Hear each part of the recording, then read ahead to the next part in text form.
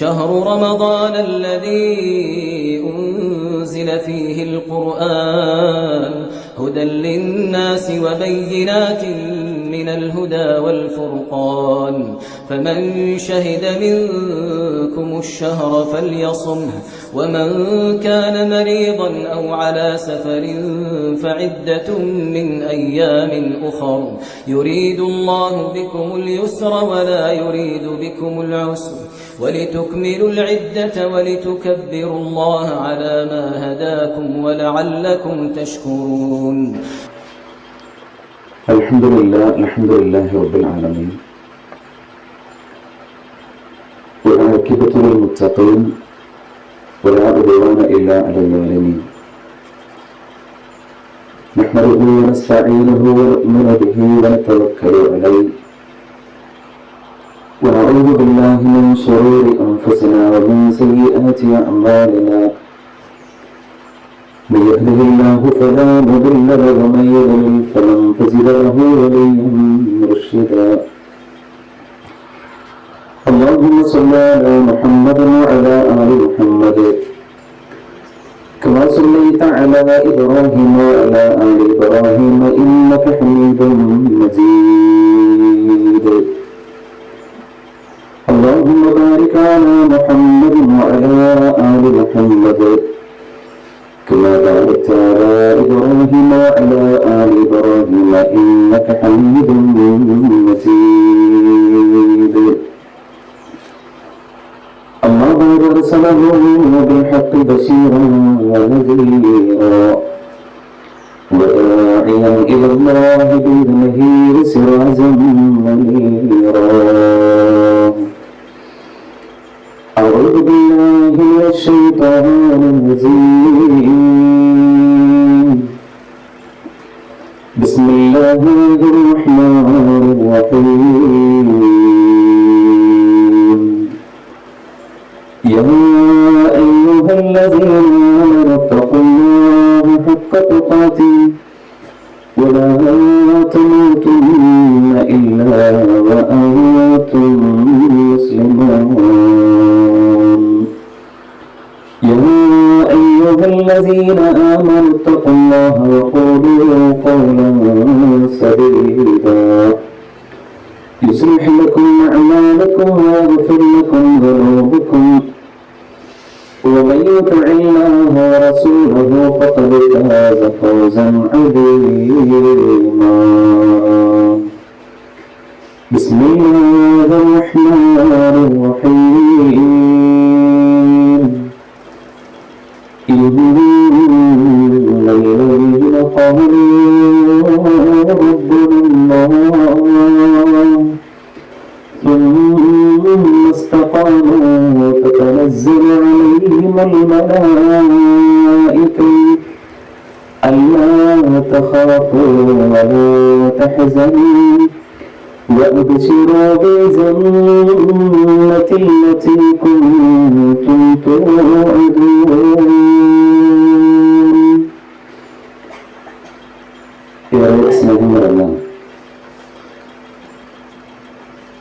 സഹോദരങ്ങളെ സഹോദരിമാരെ, പരമകാരുണികനും കരുണാനിധിയുമായ പ്രസിദ്ധന്റെ വിധിയും വിലക്കുകളും നമ്മുടെ ഒക്കെ ജീവിതത്തിന്റെ എല്ലാ തലങ്ങളിലും പാലിച്ചുകൊണ്ട് പരമകാരുണികനും കരുണാനിധിയുമായ പ്രസിദ്ധന്റെ വിധിയും വിലക്കുകളും നമ്മുടെയൊക്കെ ജീവിതത്തിന്റെ എല്ലാ തലങ്ങളിലും പാലിച്ചുകൊണ്ട് ഏറെ നല്ലവരായി ജീവിക്കണമെന്ന് എല്ലാവരോടുമായി ഓർമ്മപ്പെടുത്തുകയാണ്, ഉപദേശിക്കുകയാണ്.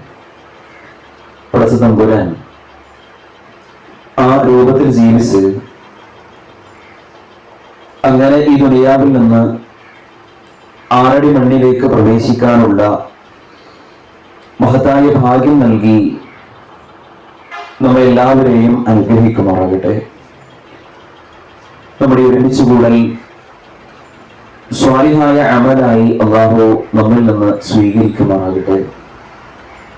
നമ്മുടെ നോമ്പും മറ്റെല്ലാ ആരാധനാ കർമ്മങ്ങളും അല്ലാഹു സ്വീകരിച്ച് റയ്യാൻ കവാടത്തിലൂടെ അള്ളാഹുവിന്റെ സ്വർഗീയ ആരാമത്തിലേക്ക് പ്രവേശിക്കാനുള്ള മഹത്തായ ഭാഗ്യം നമുക്ക് എല്ലാവർക്കും പ്രദാനം ചെയ്ത് അനുഗ്രഹിക്കുമാറാകട്ടെ. സഹോദരങ്ങളെ, പരിശുദ്ധ ഖുർആൻ ആവർത്തിച്ച് നമ്മോട് പറയുന്ന ഒരു കാര്യമാണ്,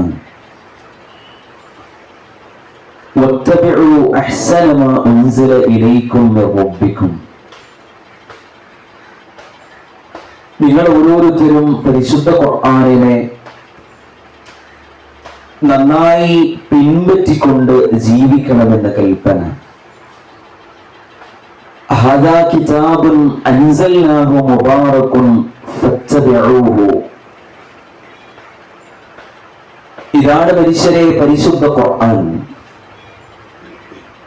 നാം അതിനെ നിങ്ങൾക്ക് വേണ്ടി ഇറക്കി തന്നിരിക്കുകയാണ്.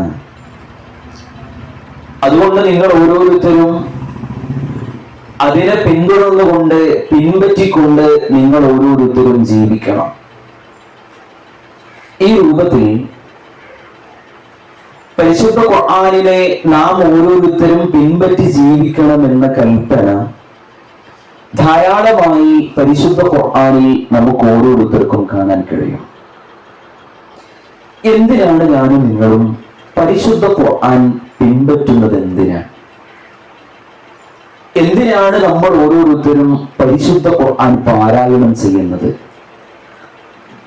എന്തിനാണ് ഈ രൂപത്തിൽ പരിശുദ്ധ ഖുർആനിന്റെ പഠന പാരായണ സംവിധാനങ്ങളിൽ പങ്കെടുക്കുന്നത്? എന്തിനാണ് പരിശുദ്ധ ഖുർആനിൽ നിന്ന് ഞാനും നിങ്ങളും കാണാതെ പഠിക്കുന്നത്? ഇൻഷാ അല്ലാഹ് ആ ചോദ്യത്തിനുള്ള മറുപടിയാണ് ഇന്നത്തെ നമ്മുടെ ഈ ക്ലാസ്സിലൂടെ ഞാൻ നിങ്ങളുടെ ശ്രദ്ധയിൽ കൊണ്ടുവരാൻ ഉദ്ദേശിക്കുന്നത്. നിങ്ങളെല്ലാവരും വളരെ ശ്രദ്ധയോടുകൂടെ ഈ വിഷയത്തിന്റെ തുടക്കം മുതൽ ഒടുക്കം വരെ നന്നായി ഇത് കേൾക്കണം എന്ന സ്നേഹത്തോടെ എല്ലാവരോടുമായി ഓർമ്മപ്പെടുത്തുകയാണ്. ഞാൻ എന്തിന് പരിശുദ്ധ ഖുർആൻ പിൻപറ്റണം എന്ന ചോദ്യത്തിന്റെ ഒന്നാമത്തെ മറുപടിയായി നമ്മുടെ പ്രിയപ്പെട്ട രക്ഷിതാവ് നമ്മളെ പഠിപ്പിക്കുന്നത്, പക്ഷേ ഈ ഗ്രന്ഥം ഇത് പടച്ചോനിൽ നിന്നുള്ള ഗ്രന്ഥമാണ്. ആരാണ് റബ്ബ്? മാതാവിന്റെ ഗർഭാശയം മുതൽ ഇന്ന് ഈ സെക്കൻഡ് വരെയും നമ്മളുമായി ബന്ധപ്പെട്ട ഓരോ കാര്യങ്ങളും കൃത്യമായി നിയന്ത്രിച്ചു കൊണ്ടിരിക്കുന്ന നമ്മുടെ പ്രിയപ്പെട്ട രക്ഷിതാവിങ്കിൽ നിന്നുള്ള ഗ്രന്ഥമാണിത്. നമ്മളെ കയ്യുമത്തെ നഖം അത് വളരുമ്പോൾ നമ്മൾ ഓരോരുത്തരും ശരിക്കും വെട്ടുന്നുണ്ട്. പക്ഷെ വളരുന്ന ഒരു സംഗതി എന്ത് ചെയ്യുന്നില്ല, ഞാനും നിങ്ങളും കൃത്യമായി അറിയുന്നേ ഇല്ല.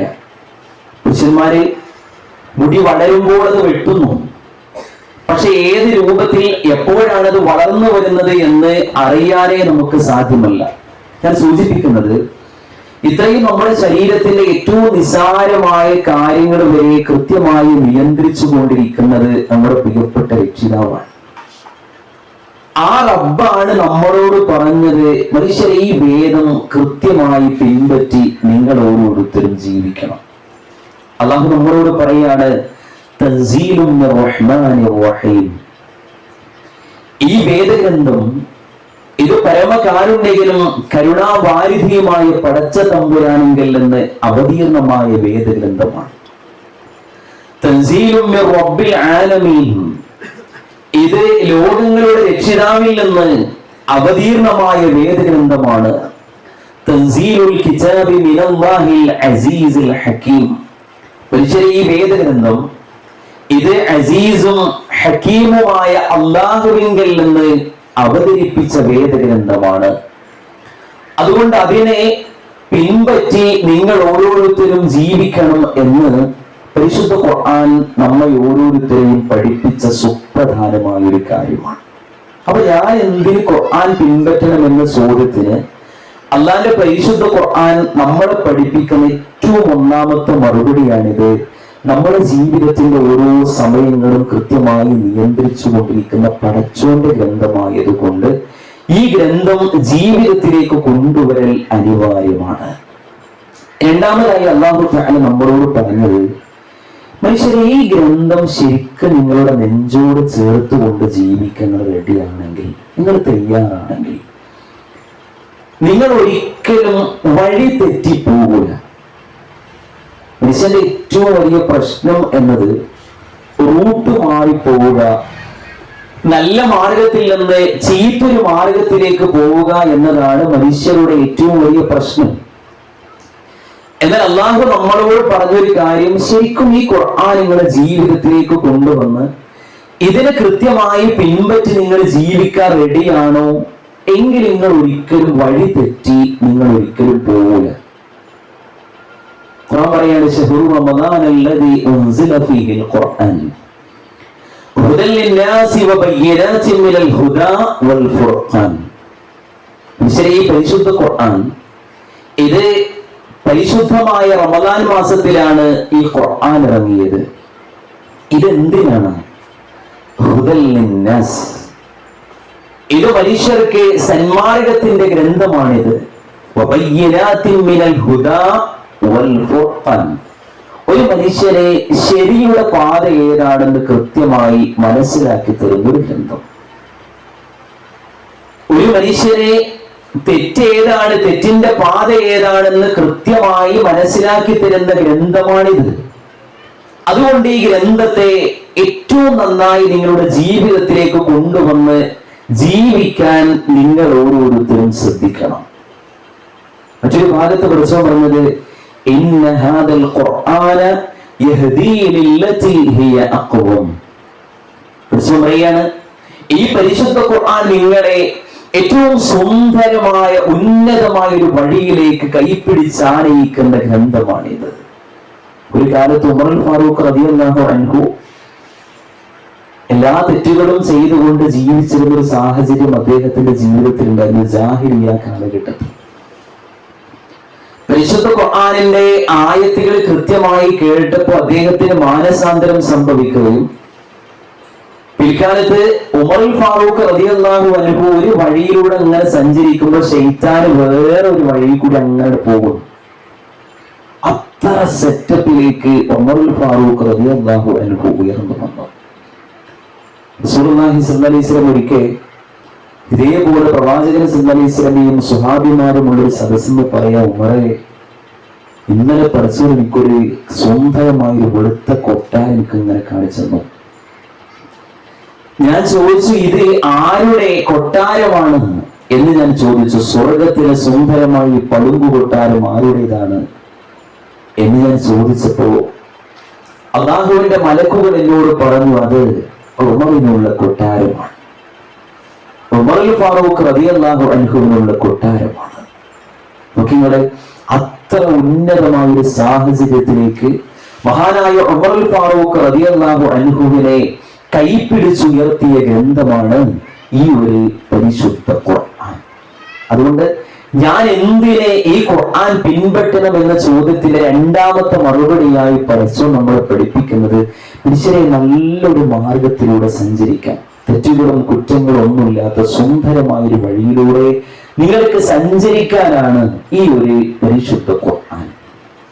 മൂന്നാമത്തെ ഒരു കാര്യം അല്ലാഹു പറഞ്ഞത്, സഹോദരങ്ങളെ, ഖുർആൻ ശരിക്കും നമ്മൾ ഓരോരുത്തരും പിൻപറ്റി ജീവിക്കുകയാണെങ്കിൽ മൂന്നാമത്തെ മെച്ചം അറിയാം, അല്ലാഹു നമ്മളോട് പറയാണ്, നല്ലൊരു ജീവിതം പടച്ചു നമുക്ക് തരും. നല്ലൊരു ജീവിതം അല്ലാഹു നമുക്ക് തരും. വിശുദ്ധ ഖുർആൻ പറയാണ്, വലനുഹിയന്നഹു ഹയാതൻ ത്വയ്യിബ.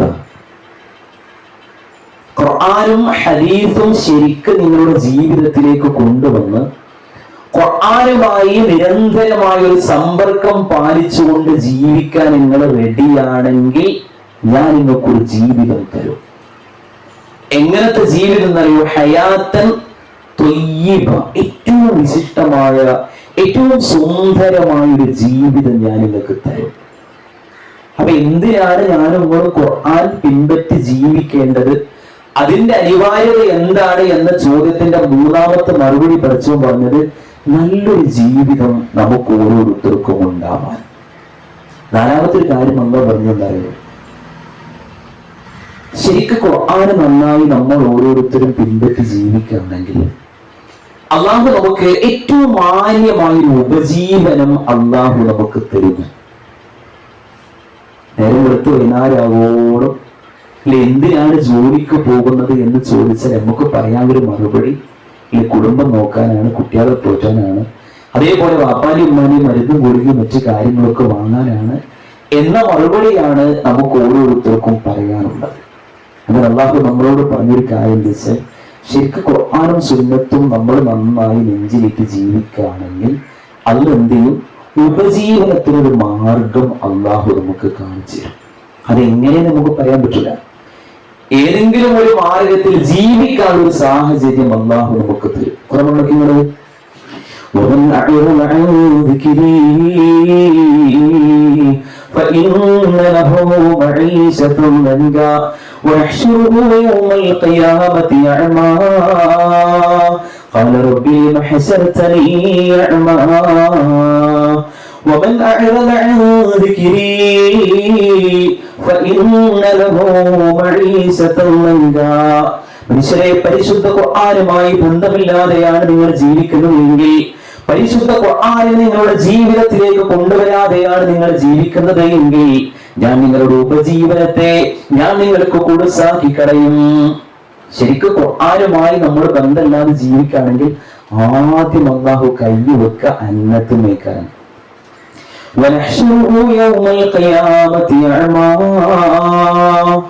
അള്ളാഹുവിന്റെ പരലോകത്ത് വെച്ച് എല്ലാവരെയും അള്ളാഹു വിചാരണയ്ക്ക് വേണ്ടി കൊണ്ടുവരുന്ന സമയത്ത് കണ്ണുപൊട്ടനായി, കുരുടനായി, അന്ധനായി ഒരു മനുഷ്യനെ അള്ളാഹു തആല വിചാരണയ്ക്ക് വേണ്ടി കൊണ്ടുവരുമത്രേ.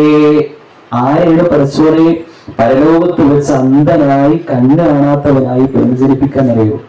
ദുനിയാവിൽ ഖുർആൻ പഠിക്കാനും അത് മനസ്സിലാക്കാനും അത് കൃത്യമായി പഠിക്കാനൊക്കെ ഉള്ള സാഹചര്യങ്ങൾ ഉണ്ടായിട്ട് അതിലേക്കൊന്നും വരാതെ വെറും തന്റെ ഭൗതികമായ കാര്യങ്ങൾ മാത്രം നോക്കി നടക്കുന്ന ആൾക്കാരുണ്ടല്ലോ, അവരെ നാളെ പരലോകത്ത് പഠിച്ചോൻ എന്ത് ചെയ്യും? കുരുടന്മാരായി, കണ്ണുപൊട്ടന്മാരായി റഹ്മാനായ റബ്ബ് അള്ളാന്റെ മുമ്പിലേക്ക് കൊണ്ടുവരുമെന്ന് കൃത്യമായി പഠിച്ചോന് ഖുർആൻ നമ്മളെ പഠിപ്പിക്കും.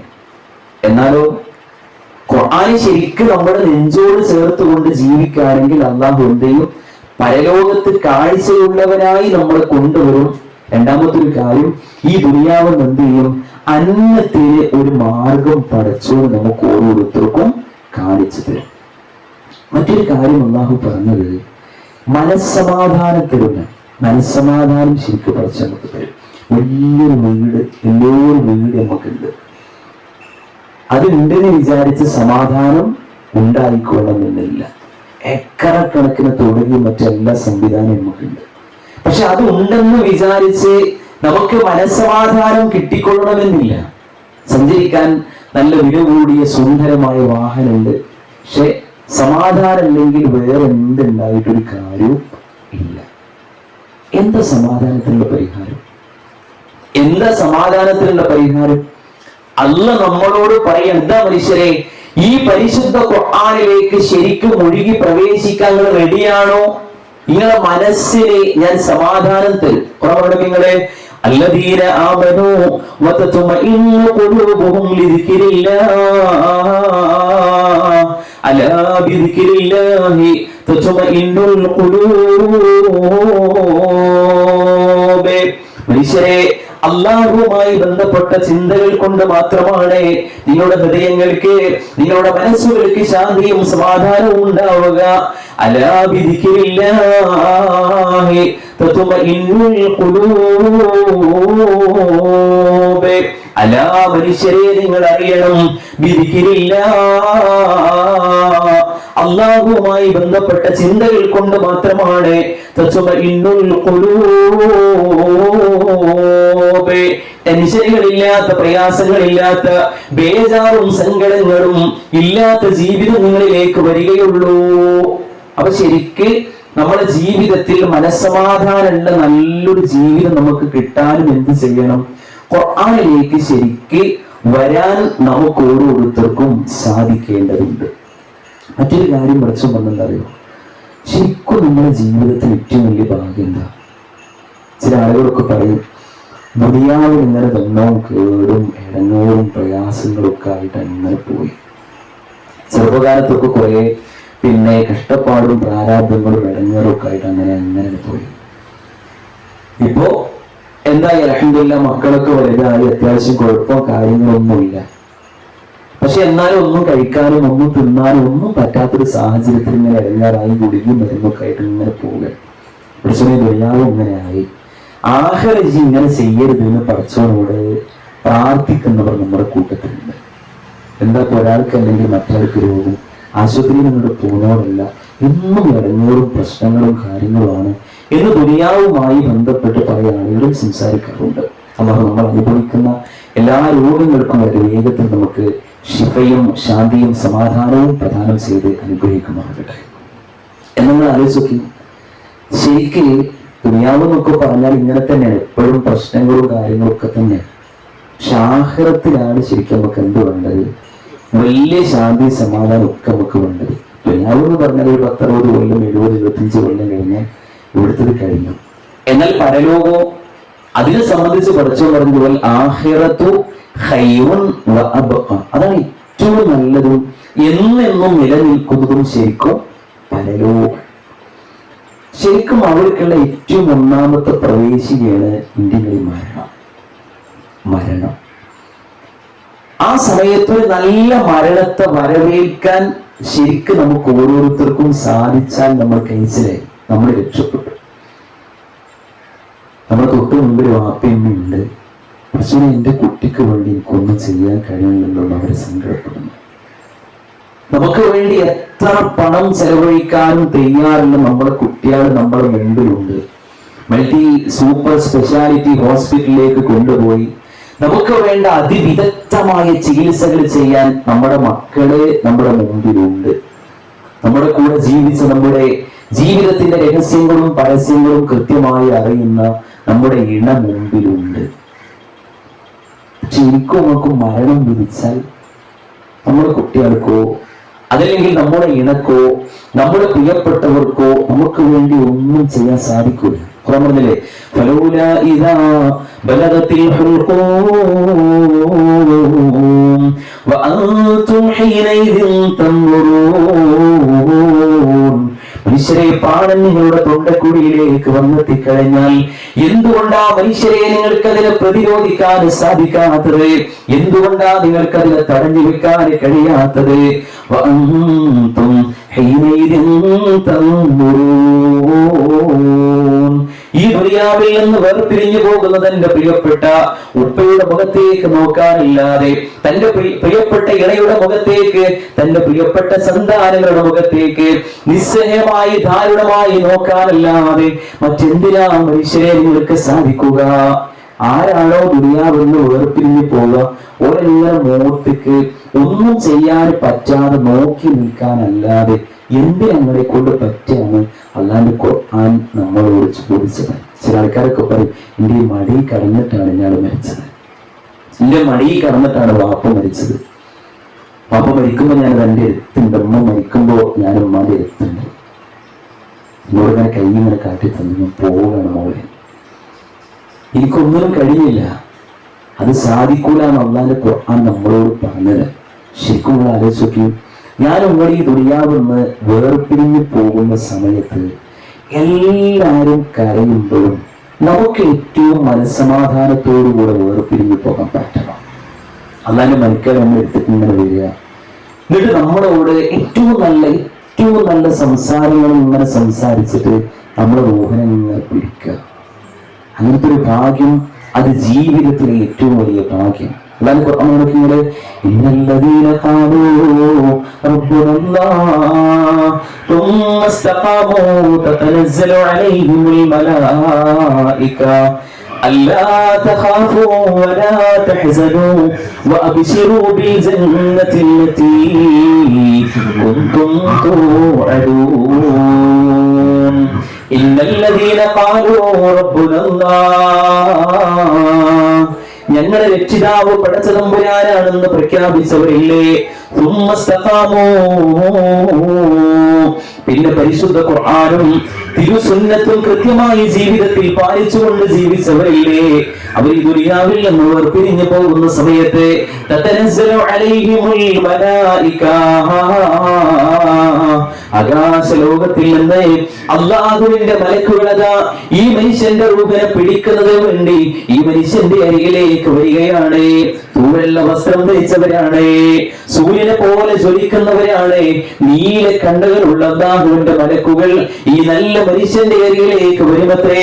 എന്നിട്ട് അവനോട് പറയുമത്രേ, അല്ലാ തഖാഫു വലാ തഹ്സനൂ വഅബ്ശിറൂ ബിൽ ജന്നah. മനുഷ്യ, നീ എന്തിനാണ് വ്യാകുലപ്പെടുന്നത്? നീ എന്തിനാണ് സങ്കടപ്പെടുന്നത്? നീ എന്തിനാണ് പ്രയാസപ്പെടുന്നത്? വഅബ്ശിറൂ ബിൽ ജന്നah. മനുഷ്യ, നിനക്ക് സ്വർഗമുണ്ട്. മനുഷ്യ, നിനക്ക് സ്വർഗമുണ്ട്. എന്താണ് ഇതിന് കാരണമെന്നറിയുമോ? നീ ദുനിയാവിൽ ജീവിച്ചിരുന്ന സമയത്ത് അല്ലാഹുവെ ഏറ്റവും നന്നായി പേടിച്ചുകൊണ്ട് ജീവിച്ചവനാണ്. നബി സല്ലല്ലാഹു അലൈഹി വസല്ലമ തങ്ങളെ കൃത്യമായി അനുസരിച്ചുകൊണ്ട് ജീവിച്ചവനാണ്. പരിശുദ്ധ ഖുർആനിന്റെ ആയത്തുകൾ ഓരോന്നും നിന്റെ നെഞ്ചോട് ചേർത്തുകൊണ്ട് ജീവിച്ചവനാണ്. അതുകൊണ്ട് നീ പ്രയാസപ്പെടേണ്ടതില്ല, നീ വ്യാകുലപ്പെടേണ്ടതില്ല, നീ സങ്കടപ്പെടേണ്ടതില്ല. വഅബ്ശിറൂ ബിൽ ജന്നah. ആകാശഭൂമികളെക്കാൾ അതിസുന്ദരമായ വിശാലമായ സ്വർഗം മനുഷ്യ നിന്നെ കാത്തിരിക്കുന്നു. ഈ വർത്താനം എപ്പോഴാ പറയാൻ പറയുന്നത്? ഞാനും നിങ്ങൾ ഈ ദുനിയാവൊന്ന് വേർപിരിഞ്ഞു പോകുന്നതിന് മുമ്പ്, നമ്മളെ റൂഹിനെ പരിപൂർണമായി റഹ്മാനായ റബ്ബിന്റെ മലക്കാൽ പിടിക്കുന്നതിന് മുമ്പാണ് ഈ രൂപത്തിൽ സ്വർഗം ഉണ്ടാണെന്ന് എനിക്ക് ഈ എന്തിനാ ബേജാറാവുന്നത്, ഈ എന്തിനാ പ്രയാസപ്പെടുന്നത് എന്ന് നമ്മളോട് ചോദിക്കാം. ഇങ്ങനത്തെ ഒരു മരണം ഞാനും നിങ്ങളും കൊതിക്കുന്നു. ഈ രൂപത്തിലൊരു മരണം നമ്മൾ ഓരോരുത്തരും ആഗ്രഹിക്കുന്നു. അല്ലാഹു തൗഫീഖ് ചെയ്യുമാറാകട്ടെ. എന്താ മാർഗം? എന്താ മാർഗം? നമ്മളെ കയ്യിലുള്ള ഖുർആനിന് എന്ത് ചെയ്യാ? ശരിക്കും പിന്നെ അതിനെ നന്നായി പിൻപറ്റി അതിനനുസരിച്ചുകൊണ്ട് ജീവിക്കാൻ നമുക്ക് പറ്റുകയാണെങ്കിൽ ഈ രൂപത്തിൽ ഒരു മരണം കൃത്യമായി നമുക്ക് ഓരോരുത്തർക്കും ഉണ്ടാവും. പിന്നെ അല്ലാഹു പറഞ്ഞൊരു കാര്യം വെച്ചാൽ, മനുഷ്യരെ ഖബർ നിങ്ങൾക്ക് കഴിച്ചിലാവണം. ഖുർആനിലേക്ക് ശരിക്കും ഒഴുകി പ്രവേശിക്കാൻ നിങ്ങൾക്ക് പറ്റണം. ഖബറിന്റെ അവസ്ഥ എന്താ? പുരുഷന്മാരോട് ചോദിച്ചറിയാം. ഈ വേനൽക്കാലത്തൊക്കെ കൊട്ടമേൽക്കൊക്കെ ശരിക്ക് പിന്നെ ഖബറും ഇങ്ങനെ അങ്ങോട്ട് കുരുടീസ് ഇങ്ങനെ നിരത്തിയിട്ട് പിന്നെ കൈക്കോട്ടോട് മണ്ണിങ്ങനെ വലിക്കുമ്പോൾ പൊടിഞ്ഞൊരു പാറല്ലേ. പിന്നെ എടുത്തിങ്ങനെ നിൽക്കുന്ന ആളെ സംബന്ധിച്ചിടത്തോളം വലിയൊരു ബേജാറും പേടിയാണ്. അങ്ങനത്തെ ഒരു ഖബർക്കാണ് എന്ത് ചെയ്യാ? ഇനി ഇങ്ങനെയും ശരിക്കും ഇങ്ങനെ വെച്ചിട്ട് പിന്നെ കുരുടീസ് ഇങ്ങനെ വെച്ച് മണ്ണിട്ട് ഇങ്ങനെ മൂടിയിട്ട് എല്ലാവരും തിരിച്ചിങ്ങനെ പോയ നമ്മളെ നല്ല കിറിവുള്ള, നമ്മളെ നന്നായി സ്നേഹിച്ച് നമ്മളെ കുട്ടികളാണ്, നമ്മളെ ചേട്ടന്മാരുണ്ട്, നമ്മളെ അനിയന്മാരുണ്ട്, നമ്മളെ ഏറെ സ്നേഹിച്ച എല്ലാവരും ഉണ്ട്. എല്ലാവരും നമുക്ക് വേണ്ടി അവസാനമായി തസ്ബീഹ് ചൊല്ലി എല്ലാവരും തിരിച്ചു പോയി. പിന്നെ ആ ഖബറിൽ, എന്റെ ഖബറിൽ ഞാൻ ഒറ്റയ്ക്ക്. നിങ്ങൾ ഓരോരുത്തരുടെയും ഖബറിൽ സഹോദരങ്ങളെ, സഹോദരിമാരെ, നിങ്ങൾ ഓരോരുത്തരും ഒറ്റയ്ക്ക്. അങ്ങനത്തെ ദിവസത്തിനെ കുറിച്ച് ആലോചിക്കുന്നുണ്ട്. മഹാനായ ഉസ്മാൻ ഇബ്നു അഫ്ഫാൻ റളിയല്ലാഹു അൻഹു, അദ്ദേഹം ഖബറിങ്ങനെ കാണുമ്പോഴേക്ക് പൊട്ടി പൊട്ടി കരയുന്നു. ഖബർ കണ്ട അപ്പൊ കരയും. ആരാണ് അദ്ദേഹം? റസൂലുള്ളാഹി സ്വല്ലല്ലാഹു അലൈഹി വസല്ലം പറഞ്ഞു, അബൂബക്കറും ഫിൽ ജന്ന, അബൂബക്കർ സ്വർഗ്ഗത്തിലാണ്. ഉമറും ഫിൽ ജന്ന, ഉമർ സ്വർഗ്ഗത്തിലാണ്. ഉസ്മാനും ഫിൽ ജന്ന, അലിയും ഫിൽ ജന്ന, ഉസ്മാൻ സ്വർഗ്ഗത്തിലാണ്. അലിയാരി തങ്ങൾ സ്വർഗ്ഗത്തിലാണ് എന്ന് പ്രവാചകൻ സല്ലല്ലാഹു അലൈഹി വസല്ലം അവിടുത്തെ തിരുനാവ് കൊണ്ട് സർട്ടിഫിക്കറ്റ് കൊടുത്ത ഉസ്മാൻ ഇബ്നു അഫ്ഫാൻ റളിയല്ലാഹു അൻഹു, അദ്ദേഹം ഖബറിനെ കാണുമ്പോഴേക്ക് പൊട്ടി പൊട്ടി കരയും.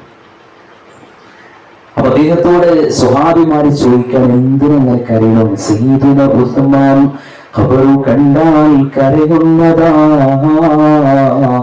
ഒഴുകുന്നതാണിരോ കണ്ണുകൾ ക്ഷണം തന്നെ. ചോദിച്ചു, എന്താണ് എപ്പോഴും ഇത് കണ്ടേ? വിലപിക്കുവാൻ യാ സയ്യിദി വിറക്കുണ്ടേ. തിരുമുസ്തഫ പറയുന്നതായി ഞാൻ കേട്ടതാ, പരലോകയാത്രയ്ക്കുള്ള വഴിയാദ്യം ഇതാ, ഇത് രക്ഷപ്പെട്ടാൽ ബാക്കിയെല്ലാം തുച്ഛമാ,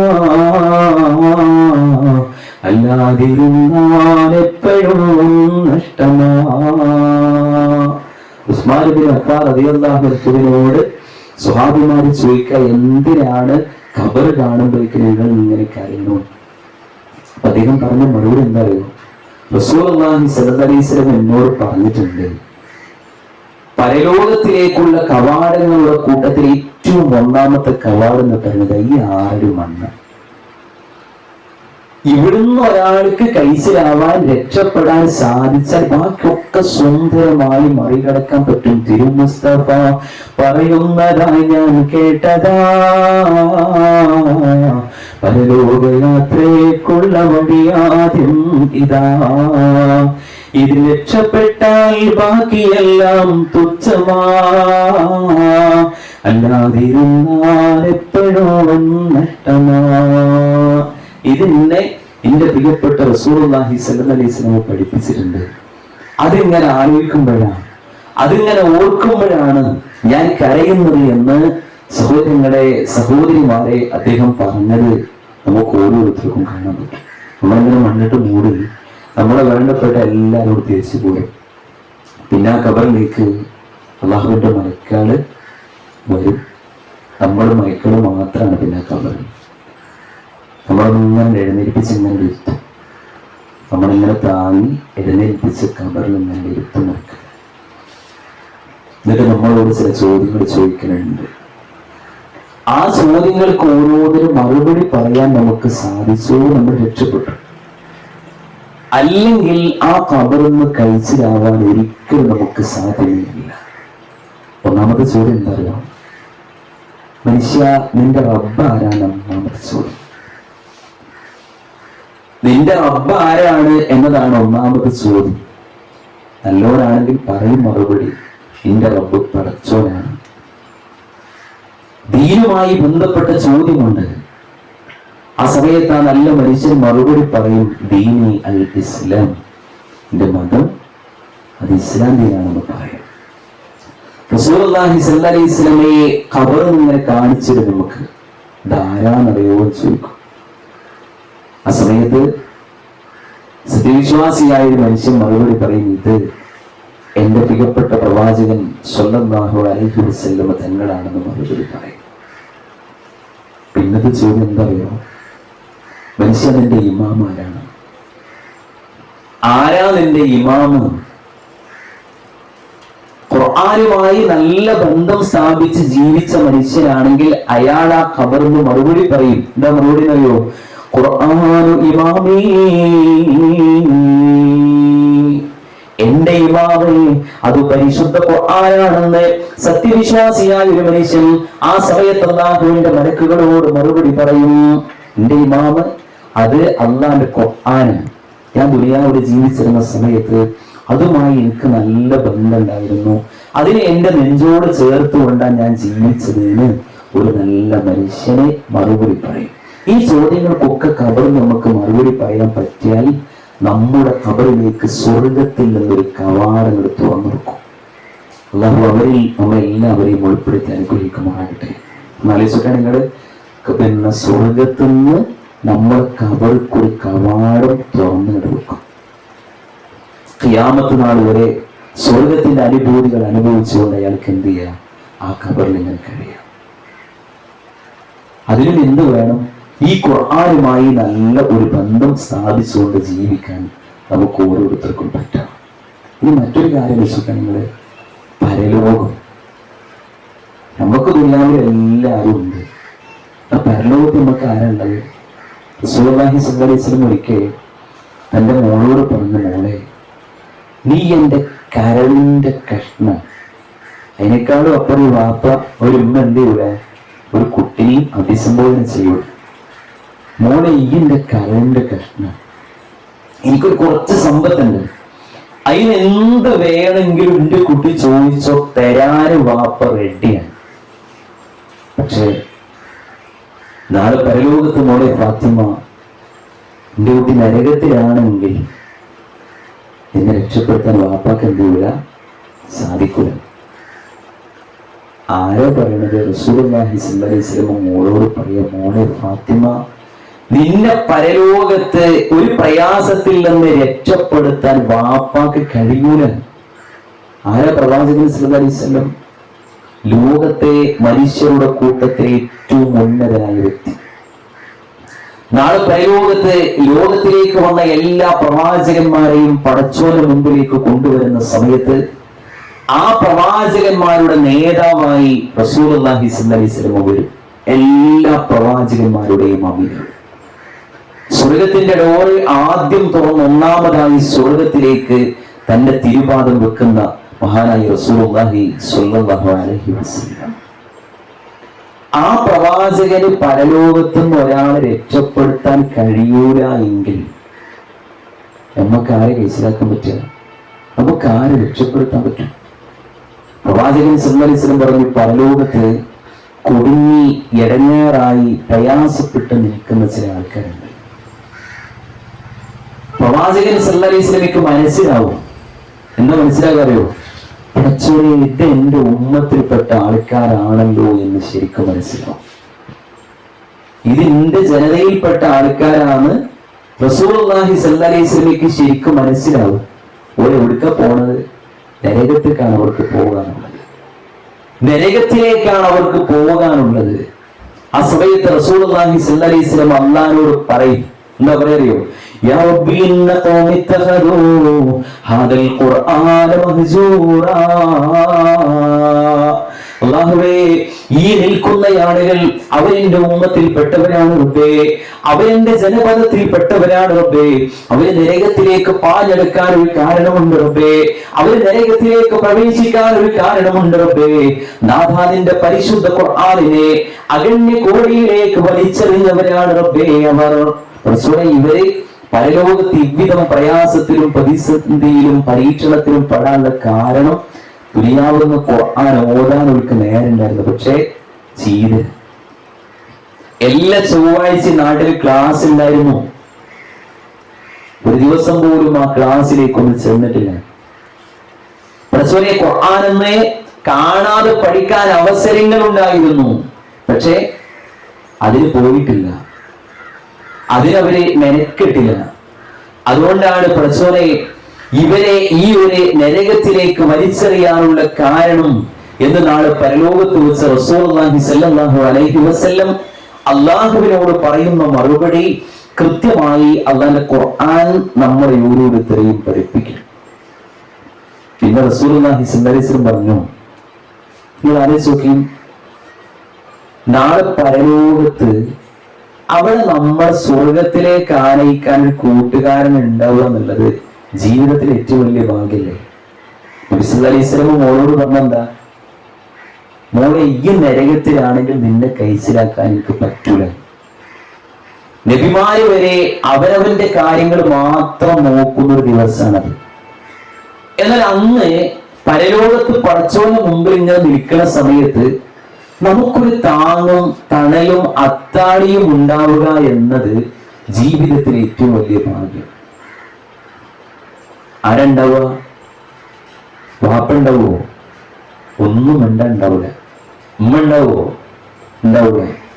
നമ്മുടെ പ്രിയപ്പെട്ട ഭർത്താവ് ഉണ്ടാവോ? സന്താനങ്ങൾ ഉണ്ടാവോ? ആരും നമുക്ക് വേണ്ടി ഒന്നും ചെയ്യൂല. ഇതിന്റെ കാരണം കൂടെ പറഞ്ഞില്ലേ, يومئذ شأن يغنيه يوم يفر المرء من أخيه وأمه وأبيه وصاحبته وبنيه لكل امرئ منهم يومئذ شأن يغنيه.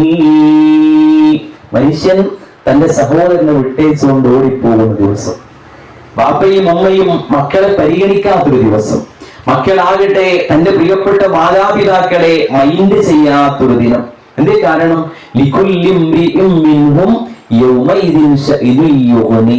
ഓരോരുത്തർക്കും അവനവന്റെ കാര്യങ്ങളിൽ ഏറ്റവും വലുതേക്കാരം. പിന്നെ ഇങ്ങനെ വേറൊരുത്തന്റെ കാര്യം നോക്കാനാണ് അല്ലാഹുവിന്റെ ഖുർആൻ നമ്മളെ പഠിപ്പിക്കുന്നത്. ഓരോരുത്തർക്കും അവനാന്റെ കാര്യങ്ങൾ തന്നെ എടുക്കാറുണ്ടാവും.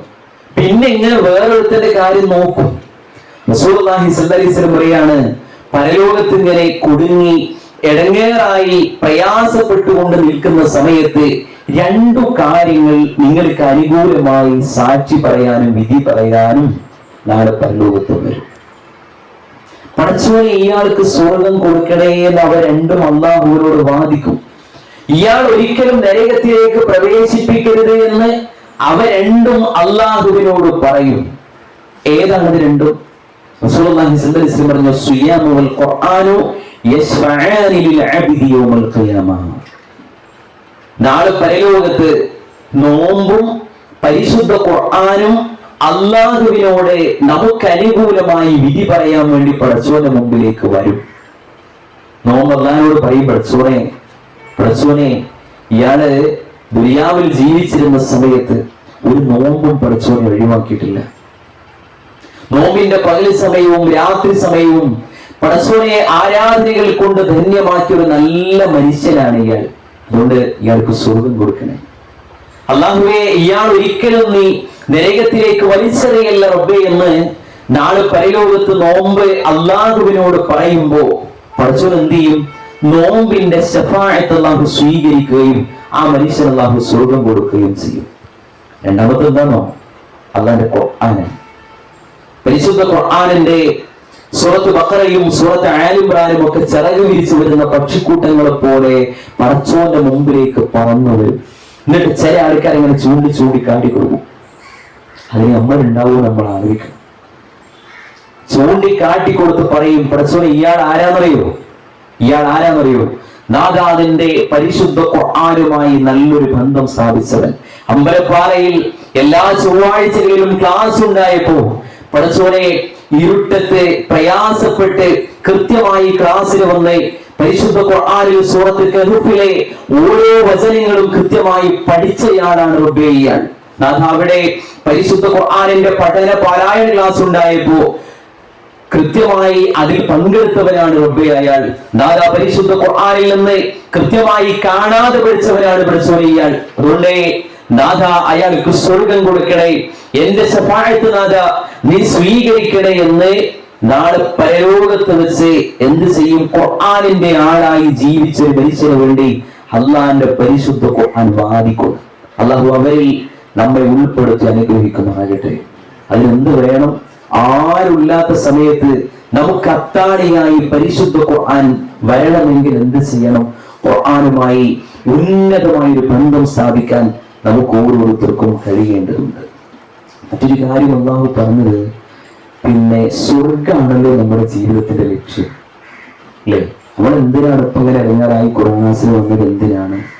എന്തിനാണ് നോമ്പ് അനുഷ്ഠിക്കുന്നത്? എന്തിനാ നിസ്കരിക്കുന്നത്? എന്തിനാ തരാണ് നിസ്കരിക്കുന്നത് എന്ന ചോദ്യത്തിനൊക്കെ നമുക്ക് പറയാനുള്ള മറുപടി സ്വർഗം കിട്ടാനെന്ന്. അന്ന് പറയുകയാണ്, സ്വർഗം ഞാൻ ചില ആൾക്കാർക്ക് കൊടുക്കും. സ്വർഗം കിട്ടിയാല് ദുനിയാവിൽ വേറെ എന്ത് പ്രശ്നങ്ങൾ ഉണ്ടെങ്കിലും ഒരു കുഴപ്പമില്ല.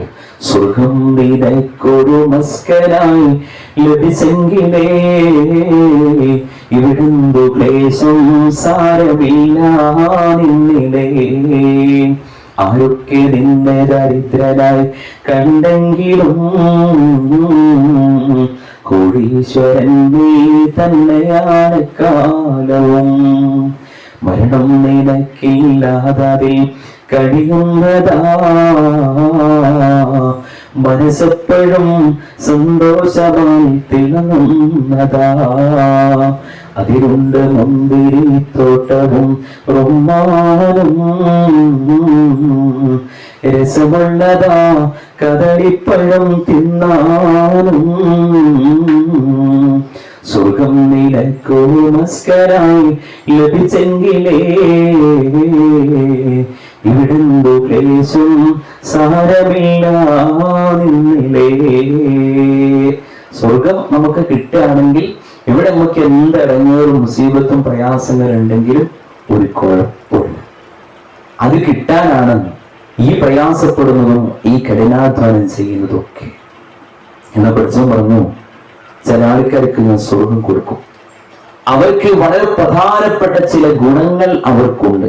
ഓർക്ക് മാത്രമേ ഞാൻ സ്വർഗം കൊടുക്കുള്ളൂ. അവരാരാന്നറിയുമോ?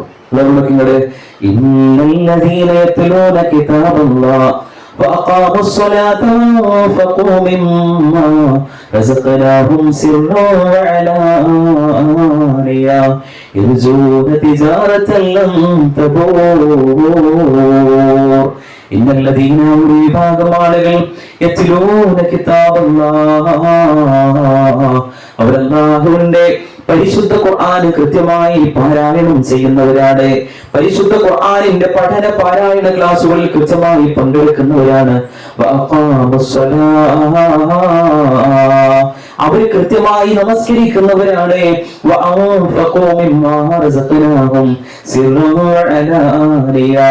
തനിക്ക് അല്ലാഹു തആല നൽകിയ സമ്പത്തിൽ നിന്ന് രഹസ്യമായും പരസ്യമായും പടച്ചോന്റെ മാർഗത്തിൽ ചെലവഴിക്കുന്നവരാണ് അവരെ.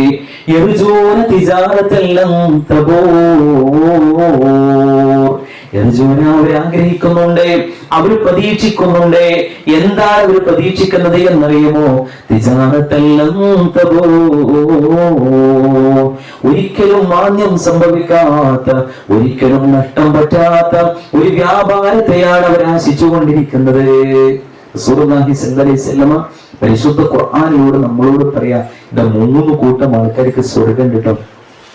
ഒന്ന് ഖുർആന് നന്നായി ഓതും, അത് പഠിക്കുകയും ചെയ്യുന്നവരാണ്. കൃത്യം നിസ്കരിക്കുന്നവരാണ്. പടച്ചോന്റെ മാർഗത്തിൽ അള്ളാഹുവിന്റെ സമ്പത്ത് ചെലവഴിക്കുന്നവരാണ്. അവർക്ക് നഷ്ടം പറ്റാത്ത ഒരു കച്ചവടമുണ്ട്. ഏതാണ് കച്ചവടം എന്നറിയോ? നാളെ പരലോകത്ത് ഒരു കണ്ണും കാണാത്ത, ഒരു കാതും കേൾക്കാത്ത, ഒരു ഹൃദയത്തിനും വിഭാവനം ചെയ്യാൻ സാധ്യമല്ലാത്ത സ്വർഗം. അത് സത്യവിശ്വാസികൾക്ക് വേണ്ടി പടച്ച റബ്ബ് ഒരുക്കി വെച്ചിരിക്കുകയാണ്. ആ സ്വർഗം നമുക്ക് ഓരോരുത്തർക്കും കിട്ടണമെങ്കിൽ എന്ത് വേണം? ഈ ഖുർആനുമായി ഉന്നതമായ ബന്ധം സ്ഥാപിച്ചുകൊണ്ട് ജീവിക്കാനും നമുക്ക് ഓരോരുത്തർക്കും സാധിക്കാം. ഞാൻ അവസാനിപ്പിക്കാം. എങ്ങനെ നമ്മൾ ഖുർആനിനോട് വലിയ ബന്ധം എങ്ങനെ നമ്മൾ ഓരോരുത്തരും സ്ഥാപിക്കും? ഖുർആനിനോട് എങ്ങനെയൊക്കെ നമുക്ക് ഉന്നതമായൊരു ബന്ധം സ്ഥാപിക്കാൻ പറ്റും? ഞാൻ ഈ പറഞ്ഞ ഓരോ അനുഗ്രഹങ്ങളും നമുക്ക് കിട്ടാൻ എന്ത് വേണം? ഖുർആനുമായി നമുക്ക് ബന്ധം വേണം നമ്മൾ പറഞ്ഞു ഇല്ലേ? എന്നാൽ എങ്ങനെ പരിശുദ്ധ ഖുർആനുമായി എങ്ങനെ നമുക്ക് ഉന്നതമായൊരു ബന്ധം സ്ഥാപിക്കാൻ പറ്റും? അതിൽ ഏറ്റവും പ്രധാനപ്പെട്ട ഒന്ന് ഖുർആനെ പാരായണം ചെയ്യുക എന്നത് തന്നെയാണ്. ഖുർആൻ ഓത്. ആലോചിച്ചു, നമുക്കിപ്പോ 70-80 വയസ്സായ ആൾക്കാരുണ്ട്, 70 വയസ്സായ ആൾക്കാരുണ്ട്, 75 വയസ്സായ ആൾക്കാരുണ്ട്, 35-40 അങ്ങനെ പല തോതിലുള്ള പ്രായമുള്ള ആൾക്കാരെ എൻ്റെ മുമ്പിലുണ്ട്. നിങ്ങളൊന്ന് ആലോചിക്കണം, ഇക്കണ്ട കാലം വരെയായിട്ട് സൂറത്തുൽ ഫാത്തിഹ മുതൽ സൂറത്തുൽ നാസ് വരെ ഒരാവർത്തിയെങ്കിലും ഒന്ന് ഓതി പൂർത്തിയാക്കാൻ നമ്മുടെ കൂട്ടത്തിൽ എത്ര ആൾക്കാർക്ക് കഴിഞ്ഞിട്ടുണ്ട്?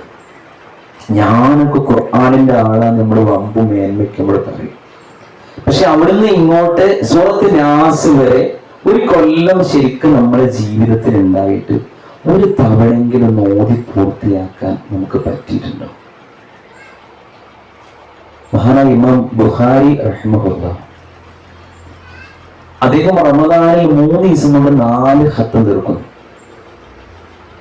റമദാനിൽ 3 ദിവസം കൊണ്ട് 4 ഖത്തം തീർക്കും. വലീദ് ബിൻ അബ്ദുൽ മലിക് റഹിമഹുല്ലാഹ്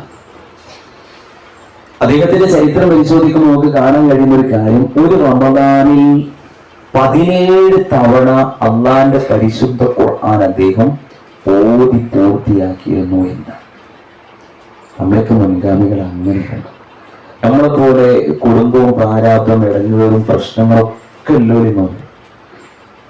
എന്നിട്ടും പരിശുദ്ധ ഖുർആൻ കൃത്യമായി പാരായണം ചെയ്ത് ഓതി പൂർത്തിയാക്കിയിരുന്നു. അതുകൊണ്ട് നമ്മളൊക്കെ എന്ത് ചെയ്യണം? ഖുർആൻ നന്നായി നമ്മൾ ഓതി പൂർത്തിയാക്കാൻ ശരിക്കും നമുക്ക് പറ്റണം. നേരത്തെ മൻസൂർ മാഷ് പറഞ്ഞത് ഒരാവർത്തിയെങ്കിലും നമ്മൾ ഓതി പൂർത്തിയാക്കണം. ഒരാവർത്തി എന്നൊക്കെ പറയുന്നത് എന്താ പറയുക, നമ്മളെ പോലെ ഇങ്ങനെ ഖുർആനിലൊന്നും വരുന്ന ആൾക്കാർക്ക് പറഞ്ഞതല്ലത്. അതൊക്കെ ഒരു സാധാരണക്കാരനാണ് ഒരു വട്ടൊക്കെ ഓതി പൂർത്തിയാക്കേണ്ടത്. പക്ഷെ ഖുർആനിലൊക്കെ ഇങ്ങനെ വന്ന് ഖുർആനുമായി നല്ലൊരു ബന്ധവും ടച്ചൊക്കെ ഉണ്ട്. നമ്മൾ ഏറ്റവും ചുരുങ്ങിയത് 5 വട്ടെങ്കിലും ഈ റമദാനിൽ ഖുർആൻ ഓതി പൂർത്തിയാക്കണ്ടേ എന്ന് വെച്ചിട്ട് നിങ്ങൾ.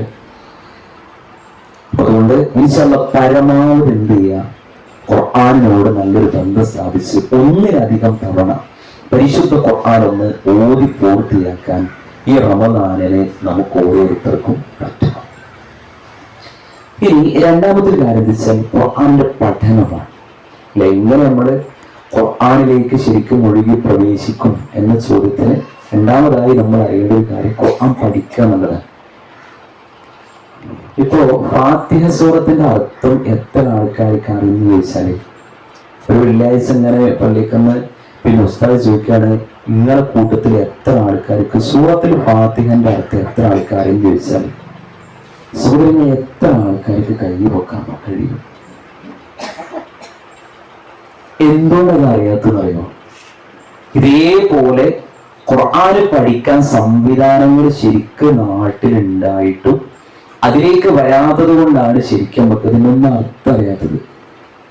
സൂറത്തുൽ കഹ്ഫ് ഇങ്ങനെ ഓടുമ്പോ കഹ്ഫല്ലേ മഷൂറിട്ട് ആണ്, സൂറത്തുൽ കഹ്ഫ് ഇങ്ങനെ എടുക്കുമ്പോൾ ആലോചിച്ചോക്കാണ്. ഇപ്പോ അതിന് കുറെ ആയത്തുകൾ ഇങ്ങനെ പിന്നെ നമ്മൾ ശരിക്കും ഓതി നന്നായി പഠിച്ചത് പൂർത്തിയാക്കി. ഇപ്പൊ ആ ആയത്തുകൾ ഇങ്ങനെ ഓടുമ്പോ നമ്മളിങ്ങനെ ഓടുമ്പോ അതിന്റെ അർത്ഥം നമ്മളെ കൂടെ ഇങ്ങനെ പോകുന്നുണ്ട്. ഇതാണ് അതിന്റെ അർത്ഥം, ഇതാണ് അതിന്റെ അർത്ഥം. അത് ഖുർആനിൽ വരുന്ന ആൾക്കാർക്ക് മാത്രം കിട്ടുന്ന മെച്ചം. നമ്മൾ എന്ത് ചെയ്യണം? ഖുർആനിന്റെ പഠന പാരായണ ക്ലാസ്സിൽ ശരിക്കും നമ്മൾ പങ്കെടുക്കണം. അതുകൊണ്ടുള്ള മെച്ചം എന്താ അറിയോ? നമ്മളിങ്ങനെ നമ്മളെ വീട്ടിൽ നിന്ന് ഖുർആൻ ഇങ്ങനെ പഠിക്കാൻ വേണ്ടി നമ്മളിങ്ങനെ പോരുമ്പോഴേ ഈ വഴിയിലുള്ള മലക്കുകളുണ്ടല്ലോ, ഓരൊക്കെ നമുക്ക് വേണ്ടി പ്രാർത്ഥിക്കുന്നേ, പഠിച്ചോനെ നിന്റെ കലാമ പഠിക്കാൻ വേണ്ടി പോണ ആൾക്കാർക്ക് ഓരോ പാപങ്ങൾ പുറത്തു വെക്കണേ, കാരുണ്യം ചൊരിയണേ എന്ന് പ്രാർത്ഥിക്കും തിരിച്ച് പെരീക്കെത്തുന്നത് വരെ. ഇനി ഇതേപോലെ നമ്മളൊരു നല്ല സദസ്സിൽ നമ്മളിങ്ങനെ വന്നിരുന്നാൽ, ഖുർആനിൽ ഇങ്ങനെ വന്ന് കൂത്തിരുന്നാലേ എന്ത് ചെയ്യുന്നറിയോ? അപ്പോഴും അള്ളാഹുവിന്റെ മലക്കുകൾ നമുക്ക് വേണ്ടി ഇങ്ങനെ പ്രാർത്ഥിക്കും. അള്ളാഹുവിന്റെ കാരുണ്യം നമുക്ക് വേണ്ടി ഇങ്ങനെ കിട്ടും. അത്ര നല്ലൊരു സമയം നമ്മൾ പെരീക്കുത്തിരുന്നാലോ വേറെ എവിടെയെങ്കിലും ഇരുന്നാലോ ഒരിക്കലും കിട്ടില്ല. അതുകൊണ്ട് എന്ത് ചെയ്യണം? ഖുർആനെ ഇതിന്റെ പഠന പാരായണ ക്ലാസ്സിൽ ശരിക്കും വരാൻ നമുക്ക് ഓരോരുത്തർക്കും സാധിക്കണം. കൃത്യമായി ഖുർആൻ പഠിക്കുന്നവരായി മാറാൻ നമുക്ക് പറ്റും. ഒരു നോട്ട് ബുക്കും ഒരു പേനയും ഖുർആന് പഠിക്കാൻ വേണ്ടി നമുക്ക് വേണം. ഒരു ഖുർആന്, ഒരു നോട്ട് പുസ്തകം, ഒരു പേന. നമ്മുടെ പേരക്കുട്ടികൾ ഇങ്ങനെ ഖുർആൻ എടുക്കുമ്പോൾ മറ്റേ പേരക്കുട്ടികൾ പറയണം അത് ഉമ്മമാരുടെ ഖുർആനാണ്, അത് ഇപ്പച്ചിന്റെ ഖുർആനാണ്, അത് ഉപ്പമാരുടെ ഖുർആനാണ്, അത് ഓൽക്കൊന്നാണ്, അതൊക്കെ അത് എടുക്കാൻ പറ്റില്ല. അത് ഉമ്മമാരുടെ നോട്ട്സാണ്, ആ പേന എടുക്കാൻ പറ്റില്ല കേട്ടോ, അത് ഇമ്മച്ചിന്റെ എന്ന് ശരിക്കും നമ്മളെ കുട്ടികള് നമ്മളെ സംബന്ധിച്ച് പറയണം. അങ്ങനത്തെ ഒരു നല്ല സാഹചര്യം ഉണ്ടാക്കാൻ ശരിക്ക് നിങ്ങൾക്ക് ഓരോരുത്തർക്കും സാധിക്കേണ്ടതുണ്ട്. മറ്റൊരു കാര്യം എനിക്ക് പറയാനുള്ളത് വെച്ചാല് ഖുർആൻ നമ്മൾ മനഃപ്പാഠമാക്കണമെന്നത്. ഖുർആനെന്ന് മനഃപ്പാടാക്കണം. ഇത് പറയുമ്പോൾ നിങ്ങൾ ആലോചിച്ച് നോക്കി, കഴിഞ്ഞ കൊല്ലത്തെ റമദാനിന് പെരന്റെ ഉള്ളിൽ തറാവീഹ് നിൽക്കേണ്ട ഒരു അവസ്ഥ നമുക്ക് വന്നു അല്ലേ? എത്ര ആൾക്കാരെ വിളിച്ചു വെച്ചാൽ നിങ്ങൾ മഹല്ലൊന്നും അല്ലാത്ത ആൾക്കാർക്ക് വിളിച്ചു വെക്കണം, ഉസ്താദെ എന്റെ ഭാര്യനെ ഇമാം നിർത്തിയിട്ട് പിന്നിൽ നിസ്കരിക്കാൻ പറ്റുമോ? പറ്റില്ലല്ലോ. ഞാൻ പറഞ്ഞു പറ്റൂല. കുറെ നോക്കി ഓതിയിട്ടാണെങ്കിലും നിങ്ങൾ ഇമാം എന്നിട്ട് എന്ത് ചെയ്യുക, നിങ്ങൾ നിസ്കരിക്കണമെന്ന് പറഞ്ഞു. അപ്പൊ എന്താ വെച്ചാല് ഒരു തറാവീഹിന് മുട്ടിച്ച് ഓതാനുള്ള ഹിഫ്ദ് ഇല്ല എന്നർത്ഥം. പണ്ട് നമ്മൾ അമ്മ ഓത്തുള്ളി ആ മദ്രസിന് പഠിച്ച ഇരാജായും തപ്പത്തും ആ പുല്ലോണ്ട് തുടങ്ങുന്ന 2-3 സൂറത്തല്ലാതെ വേറൊന്നുമില്ല. അതുകൊണ്ടാണ് എന്ത് ചെയ്തത്, കഴിഞ്ഞ റമദാനിന് ശരിക്കും നമ്മൾ കുടുങ്ങിയത്. അത് മതിയോ? ശരിക്കും നമ്മൾ ആലോചിച്ചൊക്കെ മതിയോ? അതിന്റെ അപ്പുറത്തേക്ക് നമുക്കൊരു ഹിഫ്ദ് ഉപകയുണ്ട്. നാളെ പരലോകത്ത് പടച്ചോനെ കണ്ടുമുട്ടുമ്പോൾ റബ്ബേ ഖുർആനിൽ ഇന്ന സൂറത്ത് അവർക്ക് ഞാൻ കാണാതെ പഠിച്ചിട്ടുണ്ട് എന്ന് അള്ളാഹിനോട് പറയാൻ ശരിക്കും നമുക്ക് പറ്റണ്ടേ? നമുക്ക് എത്ര സൂറത്ത് കാണാൻ നമ്മൾ ആലോചിക്കും. അതുകൊണ്ട് ഖുർആനിൽ ശരിക്ക് കാണാതെ പഠിക്കാനും മനഃപ്പാഠമാക്കാനും നമുക്ക് ഓരോരുത്തർക്കും കഴിയേണ്ടതുണ്ട്. അതേപോലെ പിന്നെ ശരിക്കും നമ്മുടെയൊക്കെ വീട്ടില് എല്ലാവരും ഖുർആൻ ഓതണമെന്ന് ആലോചിക്കുകയാണെങ്കിൽ കൂടുതലൊരു കാര്യമാണ്. ഇപ്പോൾ ഈ ഹൈസ്കൂളിലൊക്കെ പഠിക്കുന്ന കുട്ടികൾ, +1 +2 തലങ്ങളിലൊക്കെ പഠിക്കുന്ന കുട്ടികൾ നമ്മൾ പേരൻ്റെ ഉള്ളിൽ ഖുർആൻ ഓതുന്നുണ്ട്. മദ്രസയിലേക്ക് കുട്ടികളോട് ചോദിച്ചാൽ പറയും, ഇപ്പൊ ഖുർആൻ ഓതും, ഉമ്മ ഖുർആൻ ഓതും, ഉമ്മച്ചി പച്ചി ഉണ്ടൂല. പിന്നെ കുട്ടികൾ നിസ്കരിക്ക് വെച്ചാലും ഏകദേശം ഇതേ രൂപത്തിലുള്ള മറുപടികളാണ് ചിലപ്പോൾ നമുക്ക് കിട്ടുന്നത്. അപ്പൊ അതുകൊണ്ട് എന്ത് ചെയ്യണം, പേരൻ്റെ ഉള്ളിലുള്ള എല്ലാവരും ഖുർആൻ എടുത്ത് ഓതുന്ന ഒരു സുന്ദര സാഹചര്യം ഉണ്ടാക്കാൻ നമ്മുടെ വീട്ടിൽ കൃത്യമായി നമുക്ക് സാധിക്കേണ്ടതുണ്ട്. മറ്റൊരു കാര്യം ഓർമ്മപ്പെടുത്താനുള്ളത്, ഖുർആനെ ഓതിയാൽ പോരാ, അത് പഠിച്ചാൽ പോരാ, അത് പാരായണം ചെയ്താൽ പോരാ, ഖുർആനിനനുസരിച്ച് ജീവിക്കാനും കൃത്യമായി നമുക്ക് സാധിക്കണം. ചില ആൾക്കാരൊക്കെ പിന്നെ ഇങ്ങനെ പറയുന്നത്, ഓൻ എത്ര ഖുർആൻ ക്ലാസ്സിൽ പോയിട്ടുണ്ട കാര്യം, ഓൻ എത്ര ഖുർആൻ ക്ലാസ്സിൽ പോയിട്ടുണ്ടായിരുന്നു. ഓരോ വായിന്ന് വരുന്ന ഓരോ പദങ്ങൾ കേൾക്കണം, ഭയങ്കര വൃത്തികെട്ട സ്വഭാവമാണ് എന്നൊക്കെ.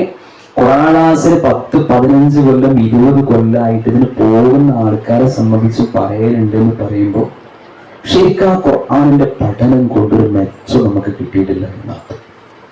വെള്ളിയാഴ്ച കുത്തുബ കഴിഞ്ഞ് ഇങ്ങനെ ഇറങ്ങിപ്പോരുമ്പോൾ എന്താന്നത്തെ കുത്തുബലെ ഭയങ്കര സംഭവം എന്ന് പറയും. പിന്നെ ഈശ്വരി അത്രയൊന്നും പറയാൻ കഴിയില്ലാത്ത ഒരാളാണ് വന്നതെങ്കിൽ എന്ത് കൂത്തുവേ വെറുതെ ഒരു ദിവസം പോയി കിട്ടി എന്നെന്ത് ചെയ്യും നമ്മൾ പറയാനുണ്ട്. പക്ഷെ അതിനപ്പുറത്തേക്ക് എത്ര കാര്യങ്ങൾ ശരിക്കും നമ്മുടെ ജീവിതത്തിലേക്ക് കൊണ്ടുവരാൻ പറ്റി എന്നുള്ളത് ശരിക്കും നമ്മൾ ഓരോരുത്തരും അറിയിക്കണം. നമ്മുടെ പഴയ പള്ളി, തോടാട് പള്ളി, അതൊക്കെ 10 കൊല്ലമൊക്കെ ഉണ്ടാവില്ലേ, 30 മേലുണ്ടാവും അല്ലേ? അതെ, നമ്മൾ പറയുന്നത് അന്ന് അതിന്റെ ഔവയ്ക്ക് ആ പള്ളിക്കൊക്കെ പോയ ആളാണ് ഞാൻ എന്നൊക്കെ പറയും. പക്ഷെ എപ്പോഴും എല്ലാവരും അങ്ങനെയാണെന്നല്ല കേട്ടോ, ചിലവർക്ക് അങ്ങനെ തന്നെ കാണാം. എന്താ വെച്ചാൽ സ്വഭാവത്തിലൊരു മാറ്റമില്ലാതെ അങ്ങനെ തന്നെ ജീവിക്കുന്ന ആൾക്കാരെ നമുക്ക് കാണാൻ പറ്റും. അതുകൊണ്ട് ഖുർആനെ കേൾക്കുന്നതിനനുസൃതമായി ജീവിതത്തിൽ മാറ്റങ്ങളും പരിവർത്തനങ്ങളും ഉണ്ടാക്കി ജീവിക്കാനും നമുക്ക് ഓരോരുത്തർക്കും കഴിയേണ്ടതുണ്ട്. അങ്ങനെ ഖുർആനിലേക്ക് നന്നായി നല്ലൊരു ബന്ധം സ്ഥാപിച്ചുകൊണ്ട് ജീവിക്കാൻ നമുക്ക് സാധിക്കേണ്ടതുണ്ട്. അല്ലാഹു തൗഫീഖ് ചെയ്യുമാറാകട്ടെ. ഇപ്പോൾ നേരത്തെ ഞാൻ ഇങ്ങനെ വരുമ്പോൾ തന്നെ നമ്മുടെ മൻസൂർ മാഷ് കോവിഡുമായി ബന്ധപ്പെട്ട കാര്യങ്ങളെ സംബന്ധിച്ച് ഇങ്ങനെ പറയും, നല്ല ഒരു പ്രാർത്ഥന നമ്മുടെ ജീവിതത്തിൽ വേണം. കാരണം ഞാൻ പറഞ്ഞു, കഴിഞ്ഞ റമദാനിൽ പുള്ളി നമ്മൾ പള്ളിയൊക്കെ അടച്ചിട്ടിട്ട് വല്ലാത്തൊരവസ്ഥ, പെരുന്നാളിൻ്റെ ഖുതുബ പിന്നെ പെരൻ്റെ ഉള്ളെന്ന് പറഞ്ഞിട്ട് അത് എന്ത് ചെയ്തു, മദ്രസിൻ്റെ ഒക്കെ ഗ്രൂപ്പ് കൂടി അങ്ങനെ സെൻഡ് ചെയ്ത്, അങ്ങനെയാണ് ചില ആൾക്കാരൊക്കെ പെരൻ്റെ നിസ്കരിച്ച് പിന്നെ ഈ ഫോണിൽ കൂടി വരുന്ന ഖുതുബയാണ് പല ആളുകളും കേട്ടത്. ഒരുപക്ഷെ അത്തരം ഒരു സാഹചര്യത്തിലേക്ക് വരുമോ എന്നുള്ളൊരു ബേജാറ് ഇപ്പോ ശരിക്കും നമുക്ക് ഓരോരുത്തർക്കുണ്ട്. അതുകൊണ്ട് നല്ലോണം നമ്മൾ പഠിച്ചവരോട് അങ്ങനത്തെ ഒരു സാഹചര്യം വരാതിരിക്കാൻ വേണ്ടി നമ്മൾ പ്രാർത്ഥിക്കുമ്പോൾ ഒന്ന് നമ്മളെ സ്വന്തത്തിന് വേണ്ടി എന്ത് ചെയ്യണം, നല്ലോണം നമ്മൾ ദുആ ചെയ്യണം. നമ്മളെ സ്വന്തം കുറെ ഇടങ്ങേറും പ്രയാസങ്ങളും ഒക്കെ പഠിച്ചവരോട് നമുക്ക് പറയാനുണ്ട്. അത് നല്ലോണം നമ്മളോട് പറയാൻ ഈ ഒരു റമദാന് ശരിക്കും നമ്മൾ ഉപയോഗിക്കണം. കാരണം എന്താ പറയുക, റമദാന്റെ ഒരു പ്രത്യേകത രാവും പകലും നമ്മൾ പ്രാർത്ഥനയ്ക്ക് ഉത്തരം കിട്ടുന്ന സമയമാണ്. അതുകൊണ്ട് അത് ശരിക്കും നമ്മുടെ വ്യക്തിപരമായ കാര്യങ്ങൾ നല്ല പഠിച്ചവരോട് പറയാം. രണ്ടാമത്തത് കുടുംബത്തിന് വേണ്ടി റബ്ബിനോട് നമ്മൾ പ്രാർത്ഥിക്കണം. കുടുംബത്തില് നമ്മളെ മനസ്സിൽ അലട്ടിക്കൊണ്ടിരിക്കുന്ന കുറേ പ്രശ്നങ്ങളുണ്ട്. ഒരുപക്ഷെ അത് ഭാര്യയാവാം, ഭർത്താവാവാം, നമ്മുടെ കുട്ടികളാവാം, അല്ലെങ്കിൽ രോഗമാവാം, ആ രൂപത്തിലുള്ളൊക്കെ പ്രശ്നങ്ങളുണ്ടാവും. അപ്പൊ നമ്മൾ എന്ത് ചെയ്യണം, നല്ലോണം കുടുംബത്തിൻ്റെ ഒരു സുന്ദരമായ അവസ്ഥയ്ക്ക് വേണ്ടിയും ഈ റമദാനിൽ നല്ലോണം നമ്മൾ പ്രാർത്ഥിക്കണം. കുടുംബം എന്ന് പറയുമ്പോൾ നമ്മുടെ കുടുംബത്തിൽപ്പെട്ട ഒട്ടനവധി ആൾക്കാർ നമ്മളെ പള്ളിക്കാട്ടിലാണ് അല്ലേ? നമ്മളോട് കെട്ടിച്ചു പോയി അപ്പുറത്തൊക്കെ കെട്ടിച്ച കുറേ ആൾക്കാർ നമ്മുടെ സഹോദരിമാരുണ്ടാവാം, നമ്മുടെ കൂട്ടത്തിൽപ്പെട്ട നമ്മുടെ പ്രിയപ്പെട്ടവരുണ്ടാവാം. ഓരൊക്കെ നമ്മുടെ നാട്ടിലെ വിവിധ ഖബറിടങ്ങളിലാണ്. അവർക്കിപ്പോൾ ആകെ എന്ത് കിട്ടണുള്ള ഞങ്ങൾ നമ്മുടെ പ്രാർത്ഥന മാത്രം. ഒരു സുബ്ഹാനല്ലാഹ് എന്ന് ചെല്ലാൻ നമുക്ക് കഴിയുന്ന, പക്ഷെ അവർക്ക് സാധിക്കണില്ല. ഒരു ലാ ഇലാഹ ഇല്ലല്ലാഹ് പറയാൻ പള്ളിക്കാട്ടിൽ നമ്മുടെ പ്രിയപ്പെട്ടവർക്കൊന്നും കഴിയുന്നില്ല. ഒരു അസ്തഗ്ഫിറുല്ലാഹ് എന്ന ആത്മാർത്ഥമായി റമദാനിലൊന്ന് ചെല്ലാൻ അവർക്ക് കഴിയണില്ല. അവർക്ക് ആകെ കിട്ടുന്നത് ഇന്ത്യയിൽ പ്രാർത്ഥന മാത്രം.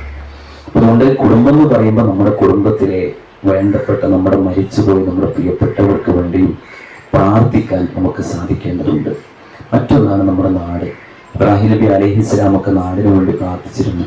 റബ്ബി ജഅൽ ഹദാ ബലദൻ ആമിന, പഠിച്ചോനെ ഈ നാടിന് നിർഭയത്വം തരണേ, ആപത്തുകളിൽ നിന്ന് പ്രയാസങ്ങളിൽ നിന്ന് റബ്ബെ നാടിനെ കാത്തു രക്ഷിക്കണേ എന്ന് പ്രവാചകന്മാർ പഠിച്ചവനോട് പ്രാർത്ഥിച്ചത് കൃത്യമായി ഹദീസുകളിൽ നിന്ന് നമുക്ക് ഓരോരുത്തർക്കും കാണാൻ പറ്റും, ഖുർആനിൽ നിന്ന് നമുക്ക് മനസ്സിലാക്കാൻ പറ്റും. അതുകൊണ്ട് നമ്മൾ എന്ത് ചെയ്യുക, നാടിനു വേണ്ടി ഈ ഇടങ്ങളും പ്രയാസങ്ങളൊന്നും ഇല്ലാതിരിക്കാൻ വേണ്ടിയും എല്ലാ സമയത്തും അള്ളാഹുവിനോട് ആത്മാർത്ഥമായി പ്രാർത്ഥിക്കാൻ നമുക്ക് സാധിക്കണം. അള്ളാഹു തൗഫീഖ് ചെയ്യുമാറാകട്ടെ. നമ്മുടെ നോമ്പും മറ്റെല്ലാ ആരാധനാ കർമ്മങ്ങളും അള്ളാഹു സ്വീകരിച്ച് ഉന്നതമായ പുണ്യവും പ്രതിഫലവും നൽകി നമ്മെ എല്ലാവരെയും അനുഗ്രഹിക്കുമാറാകട്ടെ.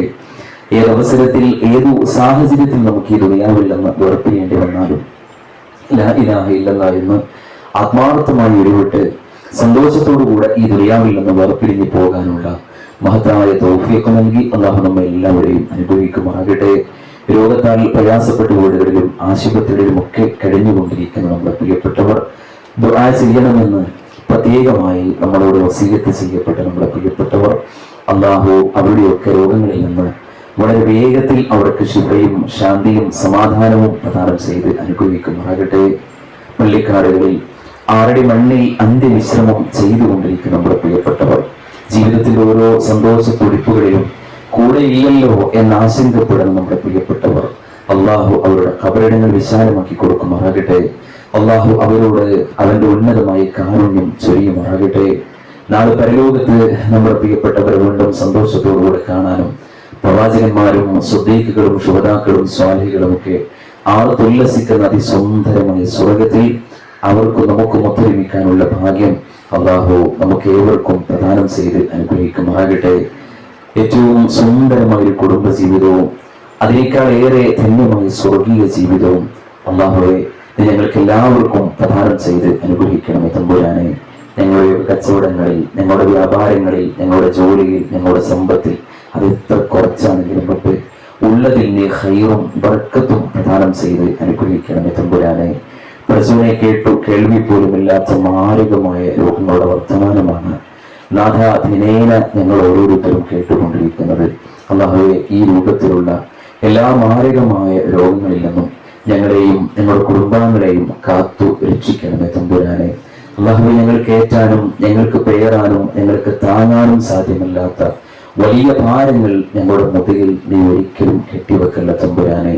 അല്ലാഹുവേ ഞങ്ങളുടെ പ്രിയപ്പെട്ട മക്കളെ സംബന്ധിച്ച് ഒരുപാട് ആശകളും അഭിലാഷങ്ങളും നാഥ ഞങ്ങളുടെ മനസ്സിലുണ്ട്. ജീവിതകാലം മുഴുവൻ ഞങ്ങൾക്ക് താങ്ങും തണലുമാകുന്ന, മരിച്ചാൽ ഞങ്ങൾക്ക് വേണ്ടി ആത്മാർത്ഥമായി ദുആ ചെയ്യുന്ന നല്ല മക്കളിൽ, നല്ല സന്താനങ്ങളിൽ ഞങ്ങളുടെ പ്രിയപ്പെട്ട മക്കളെ ഉൾപ്പെടുത്തി അനുഗ്രഹിക്കണമേ തമ്പുരാനെ. നാഥ ഇനിയുള്ള പുണ്യ റമദാനിന്റെ ഓരോ ദിനരാത്രങ്ങളും ആരാധനകൾ കൊണ്ട് ധന്യമാക്കാനുള്ള നല്ലൊരു മനസ്സും ശാരീരികമായ സുഹൃത്തും ഞങ്ങൾക്ക് എല്ലാവർക്കും പ്രദാനം ചെയ്ത് അനുഗ്രഹിക്കണമേ തമ്പുരാനെ. അല്ലാഹുവേ അവസാന യാത്രക്കൊരുങ്ങുന്ന സമയത്ത് വീട്ടിലുള്ള എല്ലാവരും ഞങ്ങളുടെ പ്രിയപ്പെട്ടവരൊക്കെ ഞങ്ങളുടെ വേർപാടിൽ മനം നൊന്ത് പ്രയാസപ്പെടുമ്പോൾ പുഞ്ചിരിക്കുന്ന മുഖവുമായി അല്ലാഹുവേ നിന്റെ മലക്കുകളുടെ സ്നേഹത്തിന്റെയും സമാധാനത്തിന്റെയും ആശ്വാസത്തിന്റെയും സംസാരം കേട്ട് ഈ ദുനിയാവിൽ നിന്ന് ആരുടെ മണ്ണിലേക്ക് പ്രവേശിക്കാനുള്ള മഹത്തായ ഭാഗ്യം നൽകി നീ ഞങ്ങളെ എല്ലാവരെയും അനുഗ്രഹിക്കണമേ തമ്പുരാനെ.